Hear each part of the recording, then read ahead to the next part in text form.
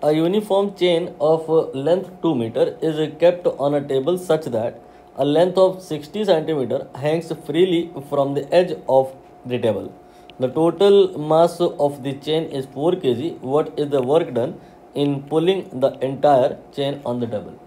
Summary क्या है कि एक टेबल पर एक चेन लेटी हुई है, लाई कर रही है, और उसका कुछ पार्ट हैंगिंग है. कितना हैंगिंग है ये गिवन है, और कितना टेबल पे रखा हुआ है ये भी गिवन है. टोटल लेंथ ये भी गिवन है. टोटल लेंथ 2 मीटर है, यानी कि 200 सेंटीमीटर, और इस 200 सेंटीमीटर का जो इन टोटल आप कहें 60 सेंटीमीटर ये हैंगिंग है. तो जो टेबल पर लाई कर रहा है वो आपका 140 सेंटीमीटर हो गया. टोटल मास चेन का ये भी गिवन है. तो यहाँ पर आप इसका और इसका मास इंडिविजुअली निकाल सकते हैं. और फिर कह रहे हैं कि इस चेन को आपने पुल किया है और वो पूरी तरह से टेबल पर आ गई. यहाँ पर सपोज करिए आपने कोई फोर्स लगाया, तो जिससे हुआ क्या कि इंटायर चेन आपकी जो है वो टेबल पे आ गई है, और अब हैंगिंग पार्ट 0 हो गया है. पूरा 200 सेंटीमीटर यहीं पर आ गया. तो इस प्रोसेस में आपको वर्क कितना करना पड़ेगा ये बताना है. आई होप क्वेश्चन क्लियर हो गया होगा. आप चाहें तो कर सकते हैं, नहीं तो इसका जो हिंट है वो देख लीजिए, सोल्यूशन देख लीजिए पूरा.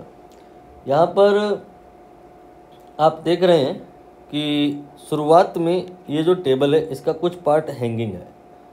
तो ये जो हैंगिंग पार्ट है, अगर हम यहाँ पर एक लाइन एज्यूम करें और यहीं पर हम कह दें कि H0 है, तो कंपेयर टू दिस ये जो हैंगिंग पार्ट है इनका सबका जो H है वो नेगेटिव है.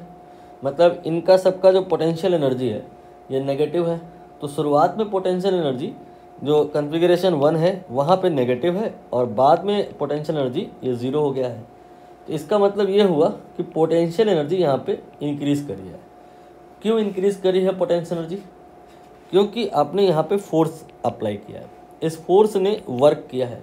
इस वर्क की वजह से दो बातें हो सकती थी. काइनेटिक एनर्जी बढ़ सकती थी, पोटेंशियल एनर्जी भी बढ़ सकती थी यहाँ पर, लेकिन काइनेटिक एनर्जी नहीं बढ़ी है. So we can say that entire work that you will do will go in increment of the potential energy.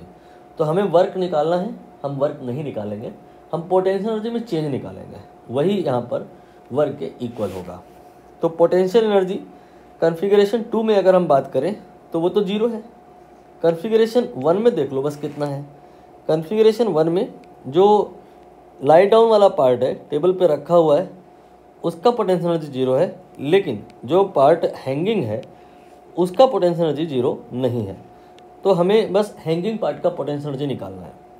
अब यहाँ पर ये जो हैंगिंग पार्ट है क्या ये एक पॉइंट मास है? पॉइंट मास नहीं है. अगर पॉइंट मास होता है तो पोटेंशियल एनर्जी का फॉर्मूला होता है mgh. बट यहाँ पर पॉइंट मास नहीं है, तो फिर हम पोटेंशियल एनर्जी का फॉर्मूला क्या लगाएंगे? सोचिए, आप खुद समझ नहीं पाओगे कि h क्या रखें, क्योंकि यहाँ पर ये जो छोटे छोटे पॉइंट हैं इन सब का जो h है वो अलग अलग है. तो h रखें कौन सा? तो इस कहानी के लिए सेंटर ऑफ मास का कंसेप्ट होता है. आप इस पूरे हैंगिंग पार्ट को एक पॉइंट मास से रिप्लेस कर सकते हैं, लेकिन वो पॉइंट मास होगा कहाँ? सेंटर ऑफ मास पे होगा. तो उसका फ्रॉम द रेफरेंस लेवल जो हाइट होगा दैट विल बी -30. तो h की वैल्यू क्लियर हो गई आपको. ये आपका -30 हो गया. मीटर में कर लेना, 100 से डिवाइड कर लेना. इसके बाद g की वैल्यू 10 हो गई, और m टोटल मास यहाँ पर 4 kg है. इसका मास 4 kg नहीं है, टोटल मास 4 kg है. तो इसका मतलब ये है कि इसका मास कुछ अलग होगा, इसका मास कुछ अलग होगा. कैसे निकालें कि इसका कितना और इसका कितना? इसके लिए आपको सोचना होगा कि टोटल लेंथ कितना है. 200 सेंटीमीटर है, और इस पूरे 200 सेंटीमीटर का जो मास है वो 4 kg है. 4 kg मास हैंगिंग वाले का नहीं है, लाई डाउन वाले पार्ट का नहीं है. ये पूरा 200 सेंटीमीटर का मास है 4 kg.